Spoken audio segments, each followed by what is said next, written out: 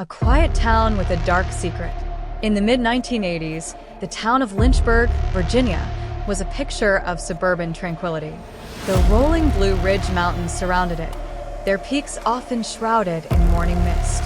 The neighborhoods were quiet, the streets lined with towering oak trees and elegant brick houses, the kind that exuded old Southern charm.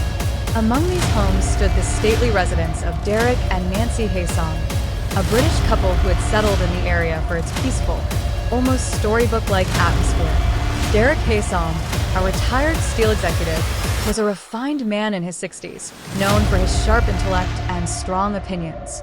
His wife, Nancy, a woman of grace and sophistication, was equally well-regarded in social circles. They were wealthy, well-traveled, and appeared to have an enviable life. But behind the walls of their elegant home, tensions brewed.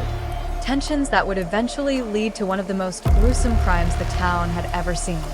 A love affair fueled by rebellion. Their daughter, Elizabeth Haysom, was an intelligent and artistic young woman with striking beauty. She had inherited her parents' charm but harbored a deep resentment toward them. Raised in privilege, Elizabeth had attended exclusive boarding schools and later enrolled at the University of Virginia. However, beneath her refined exterior lay a rebellious streak, a longing for a life outside the rigid expectations of her wealthy upbringing. At university, she met Jens Söring, a German-born student on a prestigious scholarship. Jens was a shy, bespectacled young man with an exceptional intellect. He had been labeled a prodigy, excelling in academics from an early age. Unlike Elizabeth, who was effortlessly charismatic, Jens was awkward and eager to prove himself. He fell for Elizabeth almost instantly, enchanted by her wit, her beauty, and her ability to make him feel special. Theirs was an intense, whirlwind romance. They spent long nights discussing literature, philosophy, and their disdain for the world around them. Jens, desperate for Elizabeth's affection, became utterly devoted to her. But Elizabeth had a darkness within her, an emotional instability that led her to despise her parents, blaming them for her unhappiness. A plan is hatched. As their relationship deepened, Elizabeth confided in Jens about her hatred for her parents. She painted a picture of them as controlling, cruel figures who stood in the way of her freedom. She spoke of running away, of being together without her parents' interference. Over time, the idea evolved into something more sinister. What if they were gone? What if Derek and Nancy Haysom were erased from the equation? Jens, hopelessly in love and eager to prove his devotion, agreed to what Elizabeth implied but never explicitly stated. Her parents had to die. A night of horror. On the evening of March 30th, 1985, the Haysoms' house stood in eerie silence, the glow of soft lighting illuminating the fine furniture and artwork collected from their travels. The couple had enjoyed dinner and retired for the night, unaware that death was approaching. At some point during that evening, Jens entered their home.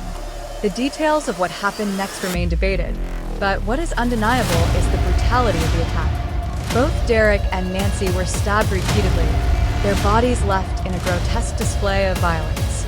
Blood spattered across the elegant wallpaper, soaking into the plush carpeting. The house, once a place of refinement, had become a slaughterhouse. Jens later claimed that he did it out of love, that he had taken the burden upon himself to protect Elizabeth. But the sheer savagery of the crime suggested something far more chilling: the aftermath and the suspicion. Days passed before the bodies were discovered. Friends, concerned by the Haysoms' sudden silence, alerted the police. When officers arrived, they were met with a scene of unspeakable horror. The crime was not a simple break-in gone wrong, it was personal. The excessive violence suggested rage, deep resentment, and a connection between the killer and the victims. Elizabeth and Jens, meanwhile, carried on with their lives as if nothing had happened. They traveled, spent time in Washington, D.C., and continued their studies. But cracks began to show in their alibi. They claimed to have been away at the time of the murders, but inconsistencies in their statements raised suspicion. Eventually, they fled the country, using fake documents to travel through Europe. Their escape was short-lived.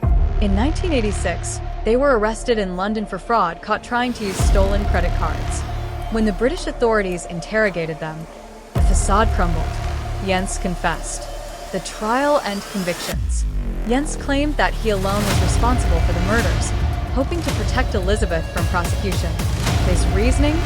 He believed that as a German citizen, he would receive a more lenient sentence if tried in his home country.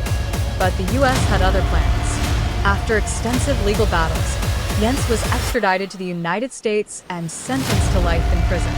Elizabeth, who had initially tried to paint herself as innocent, was also convicted. Though she had not wielded the knife, her role in planning and encouraging the crime was undeniable. She received 90 years in prison for conspiracy and complicity, years of controversy and release.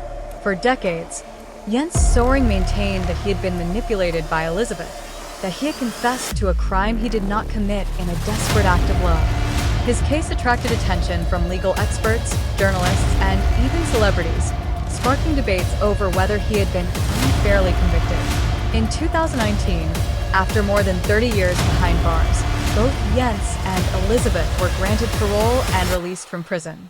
Jens was deported to Germany, where he continued to insist on his innocence, while Elizabeth, still a shadowy figure in the story, faded into obscurity. The lingering questions. The Haysom murders remain one of the most disturbing cases of love, betrayal, and violence in modern crime history. Was Jens truly the killer, or was he a pawn in Elizabeth's twisted game? Did he act out of love, or was there a darker motive at play?